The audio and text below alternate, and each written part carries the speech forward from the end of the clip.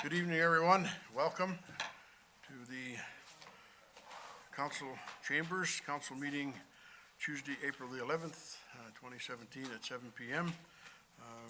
Councillor Baker sends his regrets. No public input, nothing tonight, thank you. Adoption of minutes, 4.1, that the minutes of the regular council meeting held on Tuesday, March 28th, 2017 be adopted. Moved and seconded. Any errors or omissions? Any discussion? Councillor Prowl. Thank you, Your Worship. I just had a question on this because I've heard that they hadn't received enough money and didn't go and aren't going. Does anybody know anything about that? What are you talking about? Rocky Mountain. Sorry, 6.3.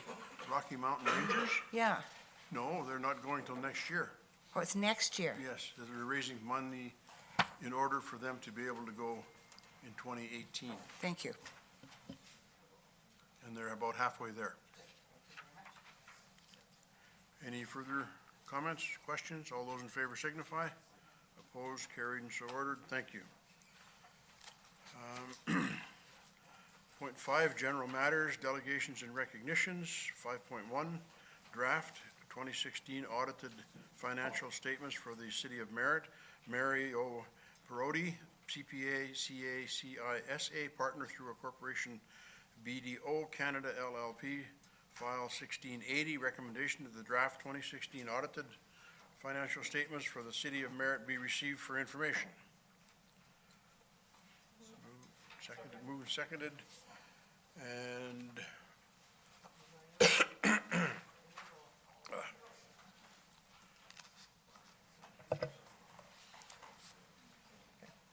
Okay. Thank you to Mayor and Council for having me here this evening. As the motion read, we're here to discuss the draft 2016 financial statements for the City of Merritt. The full version of the financial statements are in your packages there. I have a brief PowerPoint that will run you through the highlights, just easier for us to follow along. If there are any questions on the financial statements as a whole, though, I am happy to answer them. And as a reminder, the financial statements are marked draft in your package because, pursuant to the Community Charter and Canadian auditing standards, I cannot sign off on my audit until those charged with governance, being Mayor and Council, have had the opportunity to review and receive the financial statements. So that is why we're here tonight. And so looking at the highlights for the year, we definitely had a strong financial year this year. There is one anomaly that there was $2.6 million in gas tax deferrals recognized in the current year. And so what happened there is because of the changes to the gas tax agreement through Union BC municipalities, you are now required to recognize all of the gas tax money as revenue this year and transfer it to a reserve fund. So for your purposes, nothing has changed. We've just taken a liability, though, on the financial statements and moved it into the reserve funds, but it's still the same process for using these funds. There was almost $500,000 in borrowing from the Municipal Finance Authority. That was predominantly to pay out capital leases, so you just changed what type of borrowings you had. Revenues are up by more than $1.8 million this year, excluding the gas tax money. And your net financial assets, your net financial position is also up by almost $1.8 million, ignoring what happened with the gas tax. And we also had $3.5 million in capital projects during this year. Some of the highlighted items, there was a new pumper truck for the fire department. There was the water main replacement, Nicola Avenue median landscaping, UV disinfection system. So a lot of projects happened this year and a lot of investment in the community. When we look at your financial position, we see your total financial assets increased this year from $18.7 million to $20.8 million this year. Your liabilities also dropped, and it's liabilities excluding your debt, and that again is predominantly because of the $2.6 million in gas tax money that was moved into a reserve fund. Your accounts payable are up this year, but that's again a factor of all the capital projects that you had around the end of the year. I highlight your debt separately when we look at your liabilities because it's often a question that I get asked when we're reviewing financial statements, and how much debt is too much debt for a community. And the way I look at it is what is your debt per capita? The debt per capita for the city of Merritt is approximately $1,100. The last stats from 2 years ago, we saw the provincial average was between $1,100 and $1,200. So you're right around where the provincial average is, and actually lower than a lot of communities, because there are some communities that are quite high that are skewing it. So, and then you have cities like Burnaby and the Metro Vancouver area, which has virtually no debt because all the shared services go through Metro Vancouver. You're not providing standalone things. So your debt is in line with the provincial average there. When we look at your actual financial results this year, and the revenues and expenses, we see that total revenues were 19.5 million versus a budget of 20.8, and last year you were at 15.2 million. If you look at the far right, that's that prior year gas tax money, 2.6 million that was recognized. Over and above that, everything came in fairly close to what the budget was. We do see that your user fees are up, and there was some old developer contributed or development cost charges that were recognized, a couple of other items that were pushed through. Your government transfers were under budget significantly, but that's all a nature of timing. The Coldwater Avenue grant, which was budgeted at $2 million, didn't come in till the end of the year, so the work didn't start on that project until after the end of the year.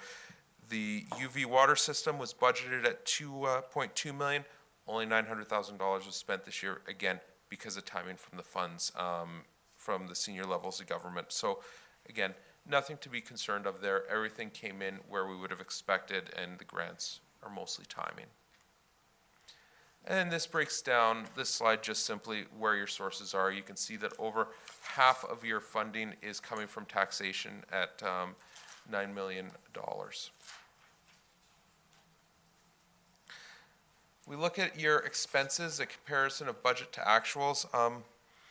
Total expenses were $13.8 million, up from $13.5 million last year, but under budget from $14.9. So again, a lot of good cost control that we saw this year, and there wasn't really any big savings in one area. There was just a lot of good fiscal management that we saw in the year. A couple of the bigger items were transportation services were under budget and under where it was last year. Thankfully, it was a light forest fire season, so there wasn't as much activity at the airport, so the expenses were down. We knew that there was some staff positions that went vacant and under community, environmental, and public health, so that's why we saw the expenses were under budget there. But overall, we saw a fairly strong year. At the end of the day, we end up with an annual surplus for accounting purposes of $5.6 million versus $1.7 million last year. And again, when we look at that, we know that there was $2.6 million from gas tax that was just an accounting exercise that got recognized in there. But we need to factor in that you also spent $3.5 million on capital projects, which for accounting doesn't factor into your surplus. So your real change in financial position is $4.1 million, and again, you back out the gas tax of 2.6, and we're sitting at about 1.5 million was your increase in your surplus this year. So in the context of a large budget of $20 million in revenue, that's actually, even though that is a big number, it's not that big. It's less than 10% of your budget. And we also know that next year, with what's happening with Tolko and the property taxes and the green energy initiatives, that we're going to actually be seeing that you're going to have to spend some of the surplus this year. So some of it was brought in early this year as part of the overall plan to keep your revenue steady over a number of years. This slide just breaks down your expenses by type as well. At the end of the day, though, it all comes down to your reserves and your accumulated surplus. And this is the wealth that you have in the community. The bottom line that we have on there, 62.8 million, is all the equity that you have in the community. It's up from 57 million. And when we look at that, that is, if you treat the city like it's your home, that's really what you have in your house and in your bank account. Of the 62.8 million, 50 million is the equity in everything around us, the building that we're in, all of your infrastructure, all of your recreation facilities, all of that. So you've got $50 million invested in the community. And then over and above that, the remaining $12.8 million is the cash in the bank. $8.1 million is set aside in specific reserves that aren't statutory, things like the gas tax. That's where we see the $2.6 million now. We have some statutory reserves of $1 million, but we also have your unrestricted surplus, and that's at $4.8 million. To give you context again, $4.8 million in unrestricted money seems like a big number. The statistics or the guidance out there says that a municipality should have anywhere between 5% and 25% sitting in its unrestricted surplus. The smaller the community, the less certainty over your tax base, the higher on that end you should be. The larger the community, if you're Vancouver, you want to be right down at the 5%, if not lower. So you're sitting right at 25%, but also that was by design this year because we know that there's going to be some shortfalls in the property tax revenues like we talked about coming for next year, so some of this is going to be spent down. So there was some planned increases there. With that, those are the financial statement highlights that I wanted to bring to you. I'd like to ask if you have any questions. Thank you. Any comments or questions? Hearing none? Go ahead, Councillor Christoffers. Basically, Merit's often been criticized as really, really high taxes and what do we get for it? And I think your analysis tonight showed that we're pretty bang on, fairly well, quite well managed, and our debt per capita is quite reasonable. So it was refreshing to hear somebody who's in the business able to explain that to us. So thank you very much. Yes. I don't want to repeat it, but yeah, you bet. Thank you very much. Much appreciated. Hopefully we'll continue to, well, I know we will with Ms. Thiessen at the head. She's doing a great job, and I know that she will make sure that stuff that happens in this city will be done within the rules and regulations, and we're never going to run into a problem with your organization. So thank you very, very much. Much appreciated. Okay, thank you. All those in favor signify. Opposed, carried, and so ordered. Thank you. Moving on to unfinished business, excerpt minutes, regular council March 28, 2017 meeting, file 1851. Voting to resume on the main motion. Moved, seconded, that council approve the in-kind extraordinary grant and aid of $1,120 for the British Columbia High School Rodeo Association for the use of the Civic Center on June 9th and 10th, 2017 to be funded through the Community Initiative Fund. And that council directs staff to include a request for the BC High School Rodeo Association to apply during the fall grant and aid intake for future requests of this nature. Moved and seconded.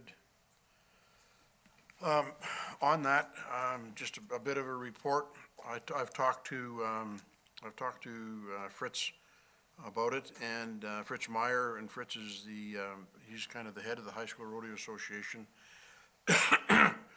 He did come in time to make the application.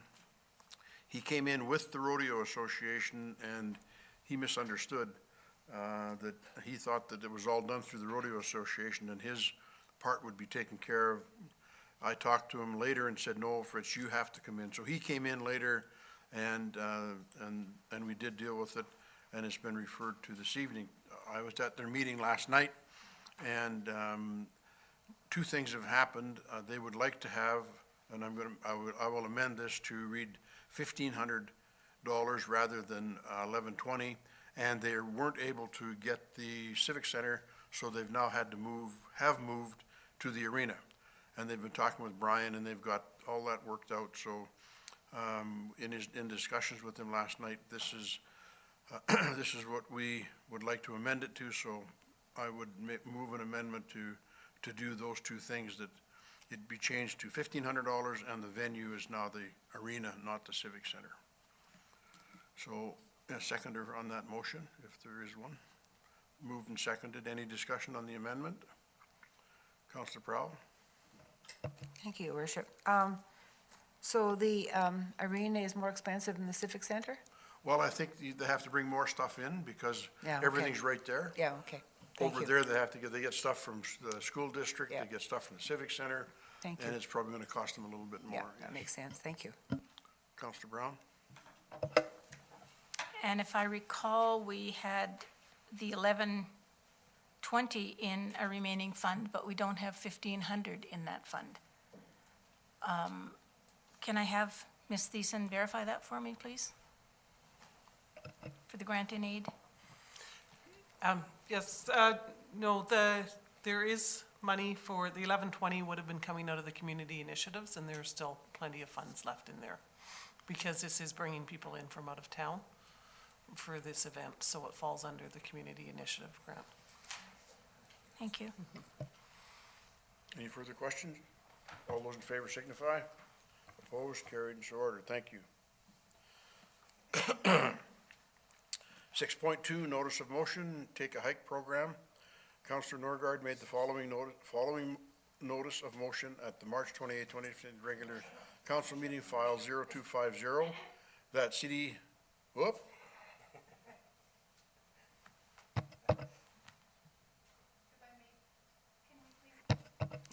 Thank you. If I may, can we please have a vote on the main motion? oh, did I miss that? Thank you Thank very you. much. Yes, I did. Okay, all those in favor of the main motion for, as amended on the Rodeo Association? All those in favor? Opposed, carried, and so ordered. Thank you, Melissa. And now we go back to 6.2, that the City of Merritt provide a letter of support for the Take a Hike program in the Nicola Valley, and that council provide a liaison to the project when a steering committee is organized. Moved, seconded, discussion? Can I make a friendly amendment? I got a little arrogant there. Could we just at the end put in the phrase, if requested? Friendly amendment, of course. That's acceptable to everyone? Yes. Okay. Friendly amendment added to the end if requested. Any discussion? All those in favor signify. Opposed, carried, and so ordered. Thank you. Notice of motion, Work BC Job Creation Partnership. No, that's a friendly, you don't need, it's a friendly motion. It's okay. We're done. Yeah, no, but you amended the motion. No. Not on a friendly amendment, Mike. No. If everybody says okay, then, yeah, no, we don't need to on a friendly amendment. 6.3, Councillor Brown made the following notice of motion at the March 28, 2017 regular council meeting, excerpt minutes, regular council meeting 2017, March 28, 2017, meeting file 0250, that the Work BC Job Creation Partnership Project be brought forward to the next regular council meeting. Moved and seconded, okay. Discussion? Councillor Brown? I see this as a benefit for tourism and also a good way to clean up the trails by attaching it to the Take a Hike program. And the kids who volunteer could also get credits from the school district. I think it's a good program all around. It's a good community program. It fits into our cultural master, or our master plan, whatever that plan is called, and that's on the agenda during this meeting. We also have $350,000 coming from Trans Mountain Pipeline. I'm having trouble speaking tonight. 350 towards trails for the Trans Mountain Pipeline, and I think it'll go far into producing trails in our community.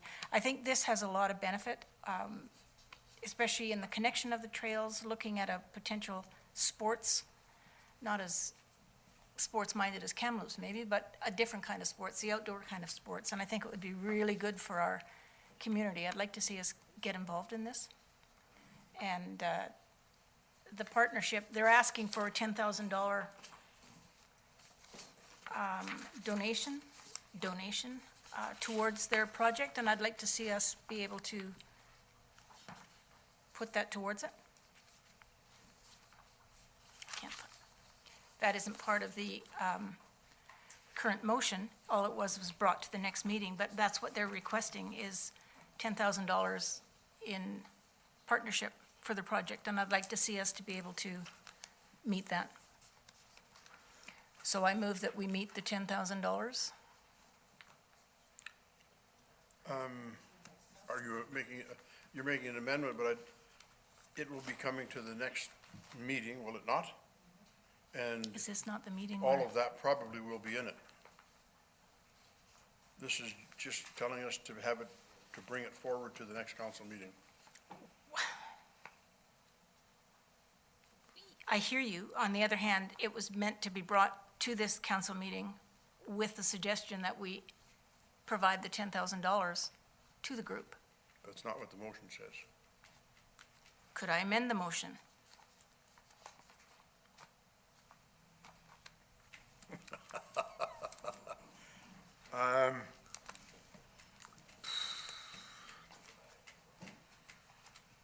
We have all the information that we need as to what they want to do. Yeah. That should be included in the motion that comes to the next regular council meeting. So my answer to that would be no.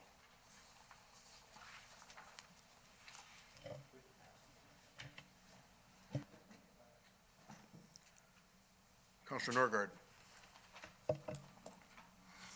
So I'm fully in support of providing this project with the funding, perhaps out of gas tax. However, I just really want it to be on record that the city has a contract with the Merritt Mountain Bike Association for the upkeep of that park. And it's not the city's responsibility according to that contract. That contract, it is the responsibility of the Mountain Biking Association to provide upkeep of that park. Its state of disrepair is not our problem. And they are also to have reported to the city of Merritt, and that report has not happened in a while, so that we could help them in creating repairs where it was necessary.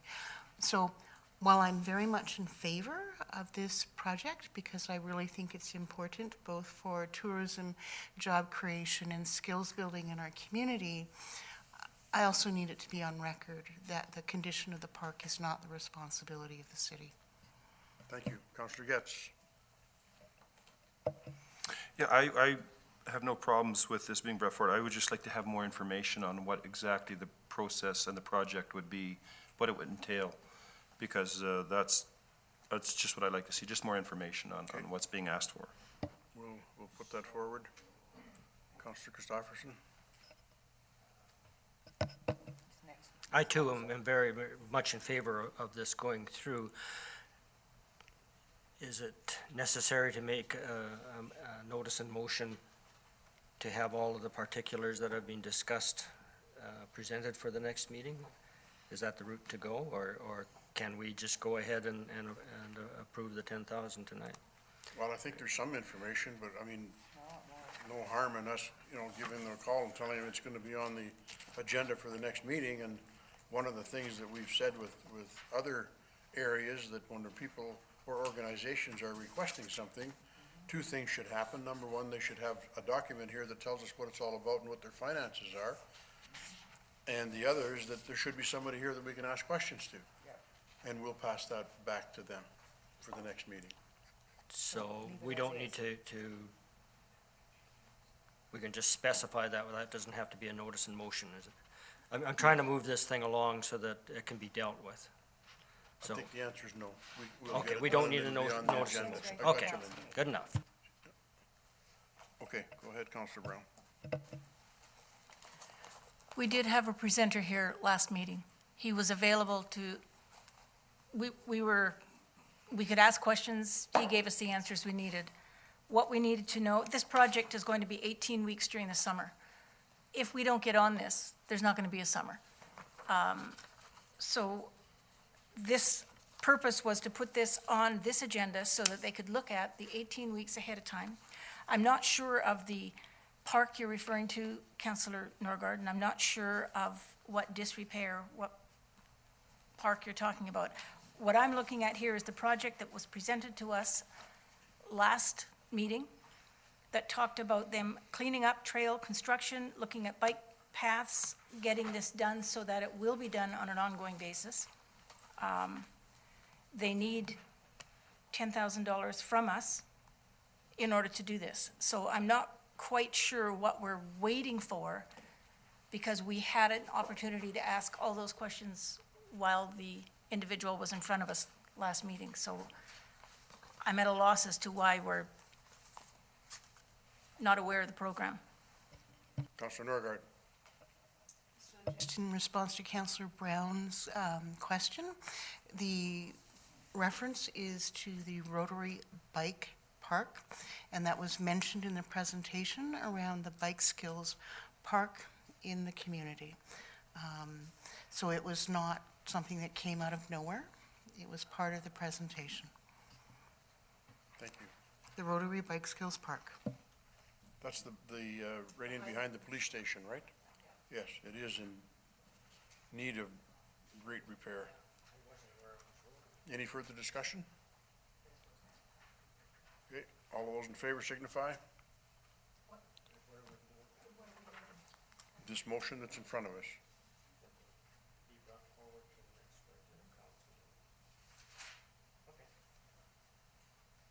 Again, all those in favor? Opposed? Carried and so ordered. Notice of motion, secondary suites, that Councillor Brown made the following notice of motion at the March 28, 2017 regular council meeting, file 3900.2187 and 0595. Whereas there is a shortage of rental units in the city of Merritt, and whereas one of our major rental apartment buildings holding 35 units has been burned, and whereas there is expected to be a huge increased need for rental housing in September with the Trans Mountain Pipeline, that the City of Merritt review ways to create opportunities for more rental suites to be made available, and that the City of Merritt revisit the secondary suites section of the zoning bylaw and review ways to register all secondary illegal suites, and that incentives be reviewed with the possibility of providing ownership buy-in to register secondary suites. What is your wish? So moved, seconded, moved and seconded. Discussion. Councillor Brown. I understand that a lot of the individuals from the fire had to be housed in other communities. And it was, I think it was an eye-opener for me, because we don't have enough suites. Trans Mountain Pipeline is coming, or Kinder Morgan, whoever we want to call them, is coming in September for the beginning of their 3-year project, and they're going to be needing housing. They will be housing some of their people, but they won't be housing all of them. And I would like us to look at looking at secondary suites. We do have some secondary suites that are illegal, but we allow them. We have some that are illegal that we actually charge water and sewer for. We haven't requested any of them to upgrade. I'm looking at some way of having the suites that are being utilized by the city and that were within the city, and those that we are aware of, to be registered and brought up to standards that is acceptable to the city. On the other hand, I want us to look at incentives for enabling those people. Excuse me, this is my phone, and I'm sorry about this. Nobody calls me at this point. Apparently somebody is. Somebody is, sorry.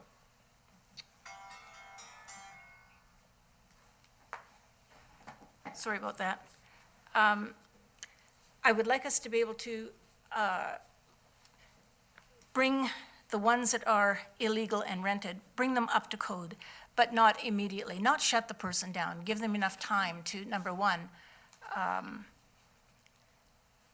want to upgrade, and number two, to a level that is acceptable to us and safe for those that are living in it.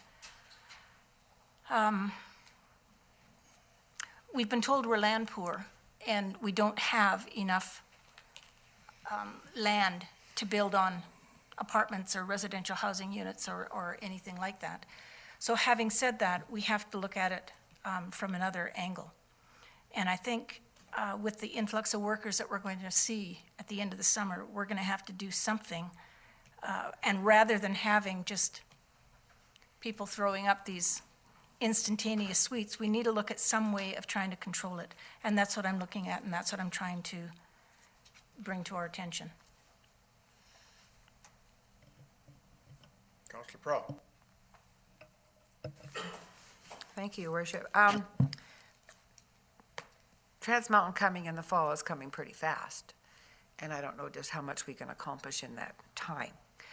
But the part that I do like is the City of Merritt revisit the secondary suite section of the zoning bylaw and see what can be done with that part. The rest, I think it's just too involved. And if they can look at the zoning bylaw and review ways to register illegal suites, to me, that would be a priority and probably could get it done in 4 or 5 months. That's my comment. Thank you. Councillor Christopherson. I agree with Councillor Brown that we need to be proactive, and so I see no difficulty with reviewing and making suggestions. That's not committing us to anything if we go through the bylaws and find out that they're just fine, but it allows us that opportunity to. So I agree that we should review these with the possibility that we can make some recommendations. So I'll support the motion. Thank you. Councillor Getz. Through to the CAO, Sean, what is our liability on illegal suites and how do we treat them at this point in time? I'm curious. I thought we didn't do things with illegal suites, so just, can you bring us up to date on that? Thank you, Your Worship, through to Councillor Getz. On liability, I'd want to get a legal opinion before commenting on a legal issue, but we generally handle what we call illegal secondary suites on a complaint basis. So if one exists but nobody's complaining, we don't go out and make them put in firewalls and stove plugs and whatnot. So it's a complaint driven. Thank you. Yep. So on the complaint-driven ones, once there is a complaint, so then they're asked to become up to code or shut down? Is that how it works? Or how does that work when a complaint does come in? Yeah. The policy and procedure manual related to secondary suites says the city maintains a complaint-driven or staff observation approach to enforcement. And on a case-by-case basis, once a complaint comes in and owners are found non-compliant, they can either legalize their secondary suite or remove it.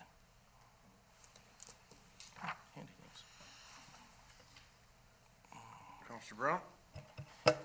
Can I ask the CAO a further question then? Do we have illegal suites that we charge water, sewer, and garbage for? Thank you, Your Worship. Through to Councillor Brown, we have many secondary suites that are illegal that we charge water and sewer for. Is that correct? Yeah. That happened about 2012, or it wasn't always that way. So we're aware of them. We haven't got a complaint. Mm-hmm. We allow them, we charge them the water, sewer, and garbage. We don't ask them to shut down or get up to code.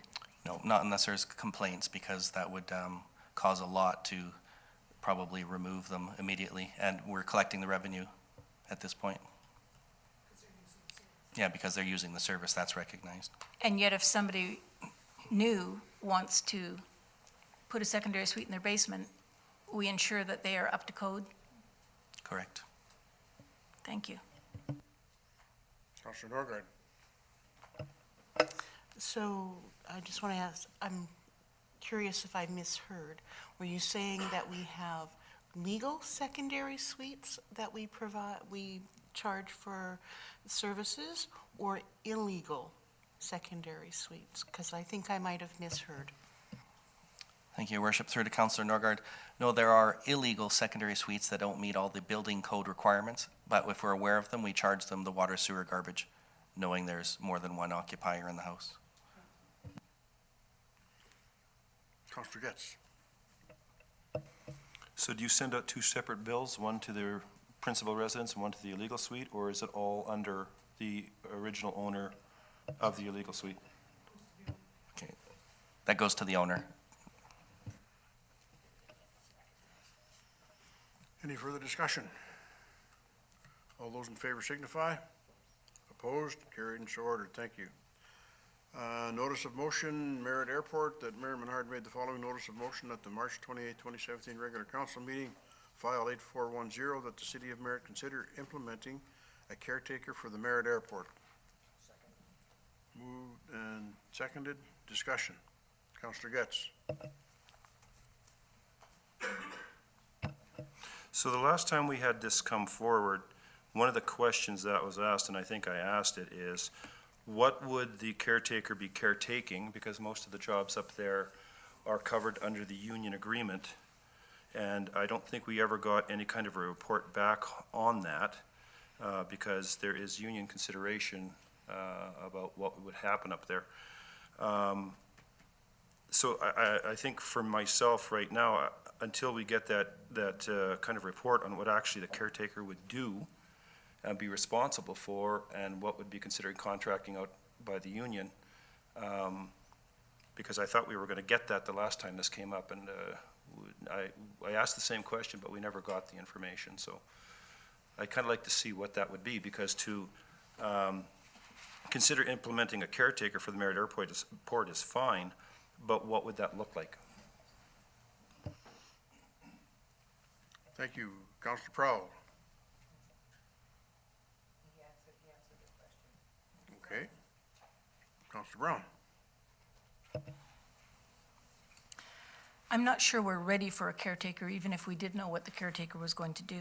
I think in terms of the renovations that are going on up there, or will be going on up there, and the potential for our RFP for a quote, I would like to see us hold off until we have the potential for somebody to do something with that building. I don't think we're ready for a caretaker at this point in time. And I think if you're looking at one in the meantime, that's a whole different story. But on a caretaker full-time basis, I don't think we're ready for that yet. Thank you. Councillor Christopherson. The motion is to consider implementing a caretaker. And in consideration, that's where I think we would look at all the details to see what is to be done and so on. So I'm in favor of the motion because I would like to know the ins and outs and whereabouts of having a caretaker up there, whether one's necessary, a lot of the questions Councillor Brown had. But this motion will allow us to look into those issues. So I'm in favor of the motion as it stands. Thank you. Any further discussion? That would have been my point, so thank you very much. All those in favor signify. Defeated? Defeated. Opposed? Motion is carried. Thank you. Sorry. Special Committee of the Whole meeting, 6.6, excerpt draft minutes, Special Committee of the Whole meeting, March 29th, 2017 meeting, file 1700. Recommendation to council from the Committee of the Whole that the recommendations from the March 29th, 2017 Committee of the Whole meeting be approved as deliberated. Moved and seconded. Discussion. All those in favor signify.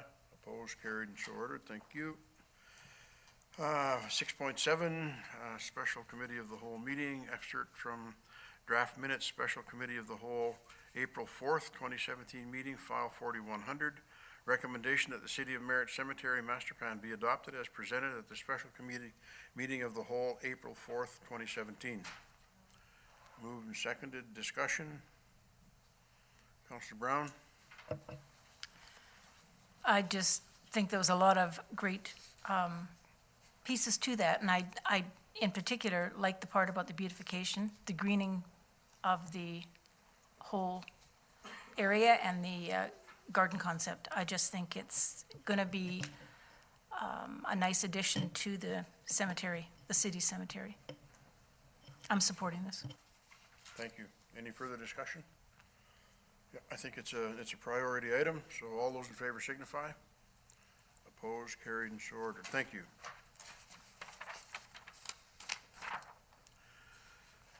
Special Committee of the Whole meeting, 6.7, FCERT, draft minutes, Special Committee of the Whole, April 4th, 2017 meeting, file 7711. Recommendation that the City of Merritt Parks, Recreation, and Culture Master Plan be adopted as presented at the Special Committee meeting of the Whole, April 4th, 2017. Moved and seconded. Discussion? Councilor Christopherson? Yes, I'm sorry I missed that meeting. I was away, and I really like the plan as it is. I did forward comments to council, and I just like to reiterate that I'd still like to see somehow, I don't know how any discussion went at the last meeting, but Boat Park has always had a track there. It's not a proper track, it's the wrong shape and the wrong length and all the rest.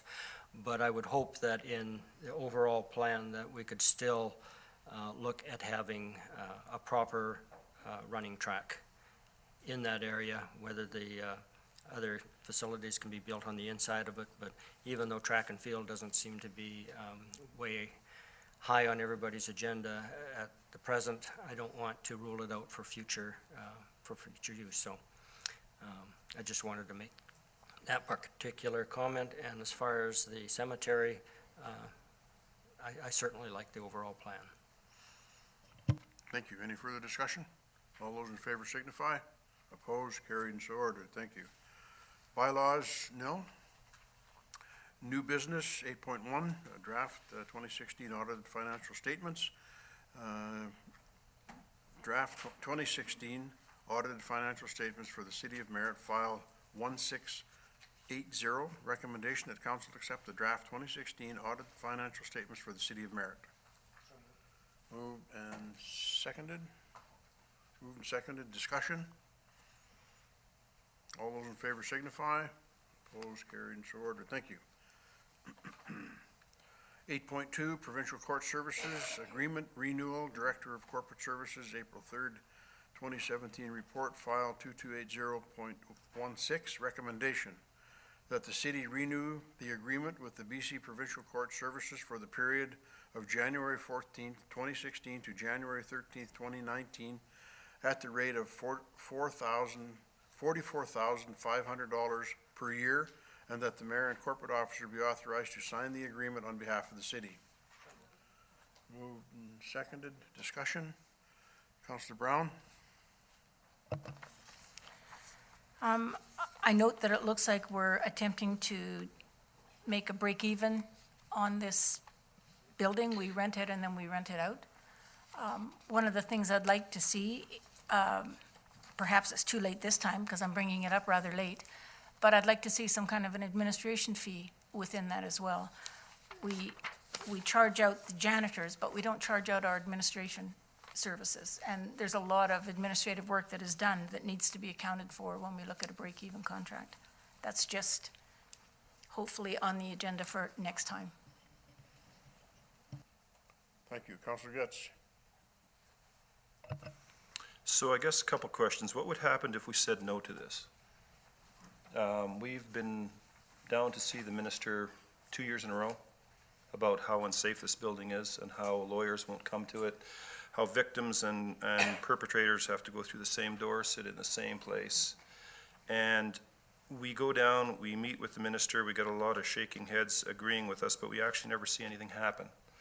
We've also even made a pitch to buy the RCMP building and build the courthouse at our own expense. We still get no traction. And we come back to this. So the one thing that concerns me is eventually we're going to have an incident at this building. And I think every time we renew it like this, we're putting our heads in the sand. I'm just curious of what would happen if we said, no, we're not going to renew this. I mean, it's just a hypothetical question. But the point of the matter is it's a dangerous building, and we all know it. And we continually rubber stamp these through, and I don't know, it's just a comment. I mean, I know we gotta have a courthouse, but we never seem to get any traction on this item, and we've been at it a long time.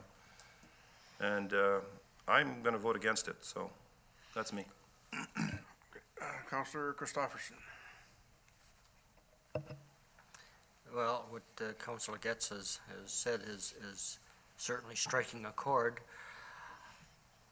I don't know if our administrator will have an answer for this, but if we did not put this through, would our court services simply vanish up to Kamloops? And we wouldn't have any here? Through your worship to Councillor Christopherson, that in all likelihood would happen. And my understanding of this lease is we're really just an intermediary because BC Hydro can't, or the province can't lease to itself, and BC Hydro is a provincial crown corporation. So this is money flowing through the city to keep the court service in that building. I think we'd be in a different position if the court was in like a different third party. I don't think we'd be involved at all. Is that correct? Do you think? Yes, yes, you're correct, and if we didn't approve this rental, we still are committed for this term to pay BC Hydro for the spot, so if we don't approve this agreement with court services, council would have to be paying the 43,000, whatever it is for the, 36,000? 36,000. So we have a proverbial gun to our head. Okay, thank you. Unfortunately. Councillor Prowl, Norgard, pardon me, sorry, no, Councillor Norgard. So, yeah, I agree with what everybody said. It is a horrible building. It doesn't suit the purposes. I will tell you some of the consequences that happen is that the provincial court in Kamloops refuses to see child protection cases that originate from the Aboriginal Agency in provincial court in Kamloops. So they can only be heard here except on an emergent basis, which means that children stay in care longer, and that's not okay. I don't know if court services would stop and Kamloops would then have to take care of taking care of the Aboriginal Delegated Agency's children in care. I perhaps think that it would just lead to children being in care much, much longer, and that's not okay. It also leads you are paying as provincial taxpayers for 180 person hours per month for social workers, not from the Indigenous, but from Ministry of Children and Families, to travel to Kamloops for court. You would be paying for a whole lot more hours to travel to court in Kamloops. So there are some consequences if the courthouse shuts down here, and it is not adequate, and I do not like the idea that we just keep having to do this with a gun to our head and get absolutely no response when we try and address it at UBCM. Thank you, Councillor Prowl. Thank you, Your Worship. There's no question this is a weird deal. Like, it's a weird picture all the way around, and I don't know if we can get anywhere. It doesn't seem that we could get much out of the province these days, so I guess it's status quo for now, because this goes right through to 19, doesn't it? Yep. Yeah, January 2019. So another year and a half or something, roughly. Well, we could try to do something to fix it. I don't know. Anyway, thank you. Well, if my memory serves me right, we met with that ministry 3 years ago, and she paid about as much attention to us as a dog that doesn't really want to have anything to do with us. The second year was exactly the same thing, if I remember correctly, and I thought we did a very good presentation to her the second time around. And last year, when we put in a request, if my memory serves me right, the answer was no. We didn't get confirmation to meet with the Minister of Justice last year.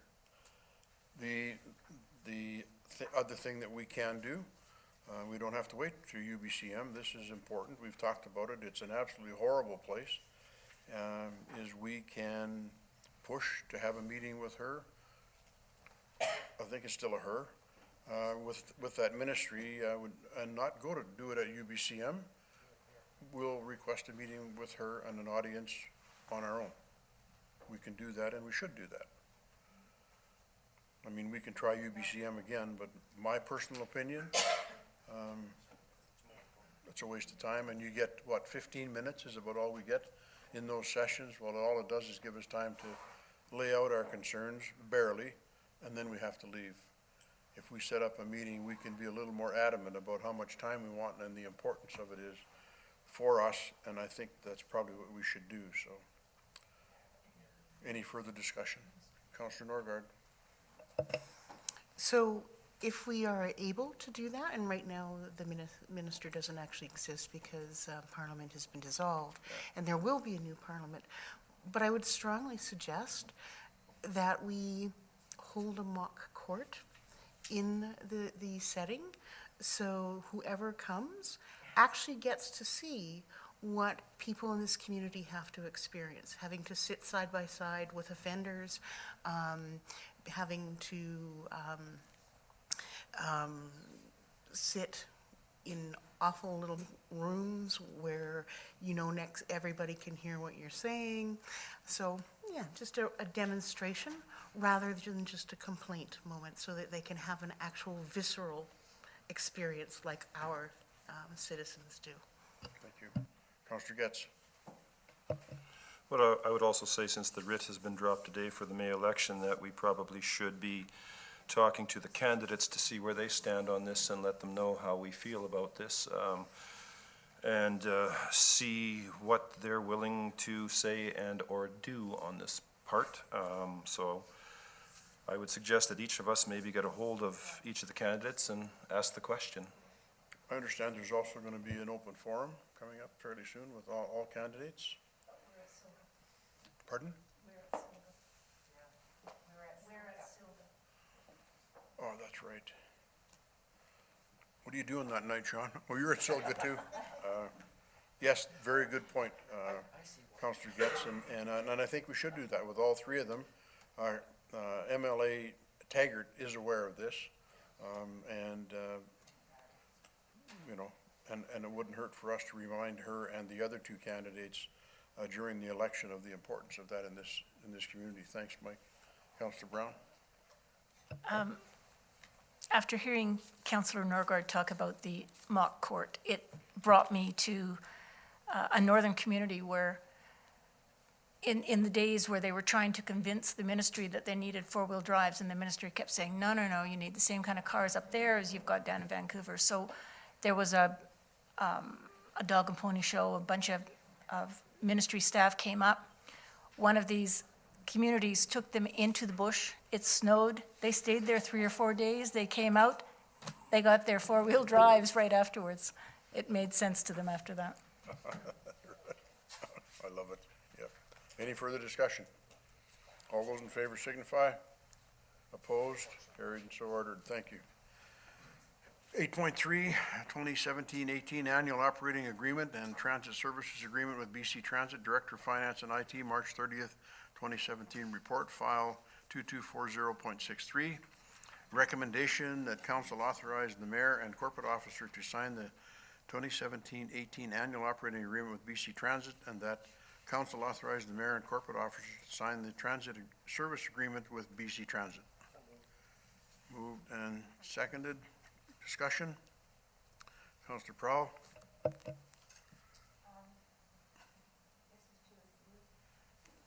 Are we losing money on this deal? That was how I was interpreting some of that budget. Was that with transit we were losing money? If you Who's can going to hit answer that one? Are you on? I'll hit it, yes. The transit service in the city of Merritt is a taxpayer subsidized service. So, but without the BC Transit as a partner, we would not be able to provide the service we have. They do pay a portion of the costs.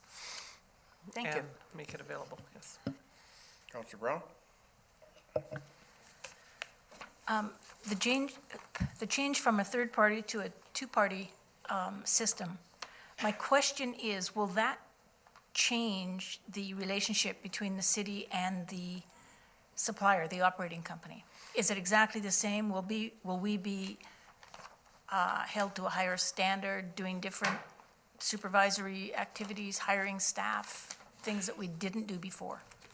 No, that, there will be no change to the existing relationship, and currently we have a good relationship with the operating company. And it's just, traditionally, it's always been BC Transit that hires the operating company, not the city.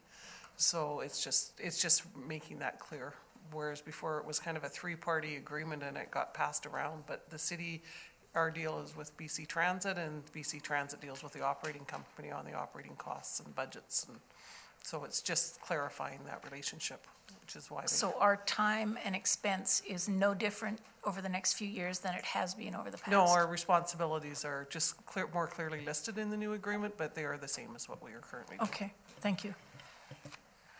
Thank you. Any further discussion? All those in favor signify. Opposed, carried and so ordered. Notice of motion. Councillor Norgard. I'd like to, given the conditions of our environment, I'd like to have the staff prepare a drought-tolerant planting policy for all of the city's plantings. Thank you.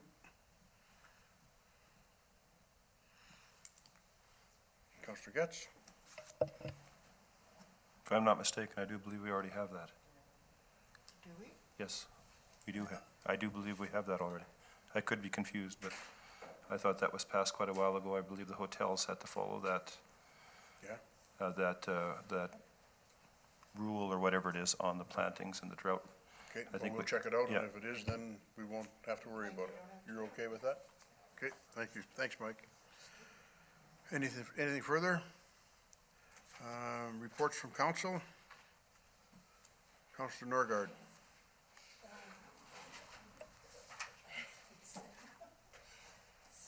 You want to hit your button, Deanna? So,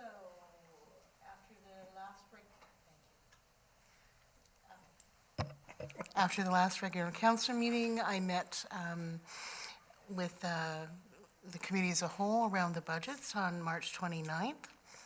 And March 30th, I had outside of council, I had a last steering committee meeting for the new build for affordable housing. So I'm no longer in a position of conflict of interest, as that steering committee no longer exists. I also attended the Adopt a Road and began my first shift working at the donation center for the Kengard Manor, or rather volunteering at the donation center for the Kengard Manor displaced people. On March 31st, we met with Dan Albus to hear what's going on and express some of our concerns. Then I went to the committee as a whole around the cemetery and the parks. I also met with Community Futures on a personal initiative around a food sustainability roundtable in this community. And on April 6th, I was hoping to attend the NVIT's Resource Management Sustainability presentation, and unfortunately had a personal emergency at home and couldn't be there. And I just want to speak a moment about the donation center. Once again, citizens of Merritt have come forward and been amazing in providing stuff. A lot of the people who were displaced from the Kengard fire didn't know about the donation center and now have begun to come in. Right now, we've asked not for any more donations because we were right full up with stuff, and since more and more of the evacuees or survivors, as they prefer to be called, came, we're now perhaps needing to get more stuff in as we register more people and learn more of their needs. And it's been a wonderful experience to be there and just to listen to their stories and help them get settled. And again, thank you to the citizens of Merritt and the Nicola Valley for being so incredibly generous, not only to what comes into our donation center, but what people just provide on their own. And so I'm very grateful to you all. Thank you. Thank you. Councillor Brown.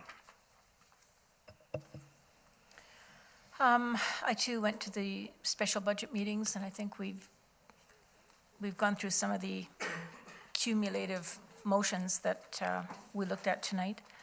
I too was at the Denton Albus meeting, and that was pretty informative. I also was at the Cemetery and Parks Committee of the Whole, and my last few weeks have been spent doing a number of board work for the Crossroads community. I was voted on as a deacon, so it's become a bit of a workload added to my current workload. So I've been spending a lot of time in board meetings there. That's all I have to report tonight. Thanks. Thank you. Councillor Prow. Thank you, Your Worship. On Wednesday, March 29th, I attended the budget meeting. On Thursday, the 30th, we did Adopt a Road. 6 out of 7 of us attended.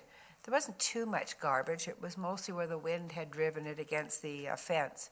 So I don't know if, because they were doing the center median, maybe they picked up, maybe the Public Works had already picked some up, I don't know, but anyway. And I also, on Friday, March 31st, attended the meeting with Dan Albus, and the city received the Canada 150 flag. On Monday, April the 3rd, I met, along with the mayor, the Backcountry Horseman Rendezvous. The dates are May 26, 27, and 28, and they're looking for volunteers. I'll give this to Will, I guess, that he could post. Okay, I'll give it to you. So that anybody that wants to help out for the rendezvous can do so. And then I did attend the COW meeting on the Parks and Recreation Plan. I'd like to know what we could do this year, if anything, to start working on that plan. And then I joined the chamber for the logging show discussion at Aspen Planers. That was on, so the dates for this year are going, did I say the dates for the Backcountry Horsemen? Yes. Okay. The dates for the logging show this year are September 15, 16, and 17. Lots of enthusiasm with that group, and there's some new people that are working with them as well. 2018, there is plans confirmed for a tractor pull at the rodeo grounds, the date to come. And Sunday, of course, I attended the Vimy Remembrance at the Legion. I was disappointed that more people, members of the public, I guess, didn't show up to show their support. Yeah, I think that was, it's that time of the year again. Can we be doing something about our bears and cougars that are coming into town? Do some hints, what to do if you bump into a bear, and if you get in between a mom and her 2 cows or two cubs, run like hell or whatever. But anyway, because it is that time of year. And that's all I have. Thank you. Thank you. Councillor Christopherson. Good. Well, I went to the COW meeting on the 29th, of course, and then I went to Canada 150 meeting, and the list of activities is starting to grow. The school district is going to be having the 2 weeks from April the 24th to May the 5th with a whole plethora of events. I used that word on purpose, just to show I knew it. Yeah, a lot of activities going on with Canada 150. And I had a request from the Film Society if they could have the Canada 150 flag shown at their event, which is April the 29th, the Canada on Screen project, where film societies all across Canada are showing a film to do with Canada. And the one that will be shown here is called Water. So so it might be That's next week, appropriate to isn't it? everybody. That's, Coming up pretty quick. yes, April 19th. And I participated in the first half of the road cleanup, and I did notice that it was pretty clean with everything except cigarette butts. So after picking up my 2 millionth one, I was a little frustrated that way. And then I left early for that so I could go to the country Christmas meeting. And yes, we do start that early. So we summarized last year's event, what went well and where improvements are needed. And just to put out a call, we're on the lookout for new directors to get some new blood on the committee to take over some of the jobs that need to be done. We always have lots of volunteers that work in the community, but you also need directors that are willing to take on a task and coordinate it. Attended the update session with our MP, Dan Albus, and then I went away for a bit of a holiday down to Vancouver and Victoria and watched it rain down there. Did my volunteering at Gillis House today, and then a small healthcare committee update. We're presently compiling a list of community representatives to help identify the challenges facing healthcare issues in Merritt and area. And we've had a lot of help from the folks down in Princeton, and they've sent me up a list. I think I sent it out to council of various agencies and organizations and so on that should be contacted. In our town, this is their lists, but we'll compile our own list so we can start finding out what the citizens of Merritt would really benefit from healthcare-wise in our town. And that's it. Thank you. Councillor Getz. So I did pretty much all the other stuff that everybody else did, so I'll just get to the gas buddy. Today in Merritt, it was $1.18.9, Kelowna $1.17.9, Vernon $1.06.9, Kamloops $1.15.9, Vancouver $1.27.9, Prince George $1.04, and I phoned a couple gas stations in Vernon to find out why they were so low, and that's because the two refineries that had gone offline are now online, and they do not understand why the other gas stations have not fallen into suit because they were given the message to lower the prices a week ago. So they lowered their prices, Prince George lowered their prices, and our community has not as of yet. World oil today, 53.40. Last time we met, it was 47.40. And that is all I have. Thank you. Thank you. I attended the Committee of the Whole budget meeting on Wednesday, the 29th. On Thursday, the 30th, had a really good meeting with Chief McLeod and his assistant on the TSA apportionment decisions, and he gave us a letter, which I sent a copy to all of council.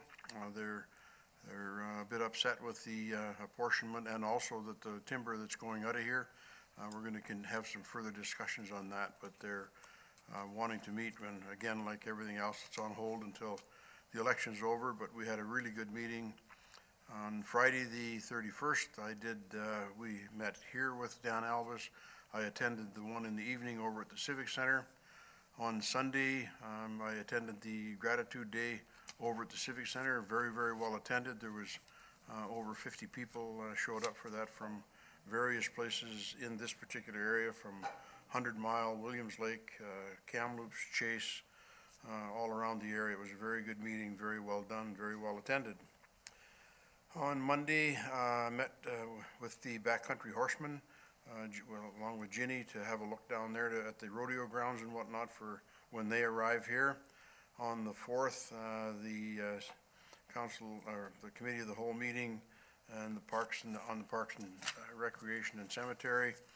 On the 5th, Wednesday the 5th, I attended the Kofi conference in Vancouver. It was a really good conference. There was some really good stuff. I'll be sending a report out to everyone, hopefully by the end of the week. On Saturday, April the 8th, I got an invitation to go over to the United Steelworkers meeting on on Saturday to talk about some of the difficulties that we're facing here and some of the good things that are happening. So I went over there and spent the day Saturday, came back, and on Saturday evening went to the opening reception for the Private George McLean ceremony that was being held. And then on Sunday, I went to the Legion for a while in the morning. They were getting prepared for exactly the same type of celebration commemorating Vimy Ridge. And then I went back over to the senior center to spend some time with them as well. And then I went back to the Legion again and spent some time there, said a few words on behalf of the city for the work that the Legion does, told them that they don't beat their chest enough for some of the things that they do in the community.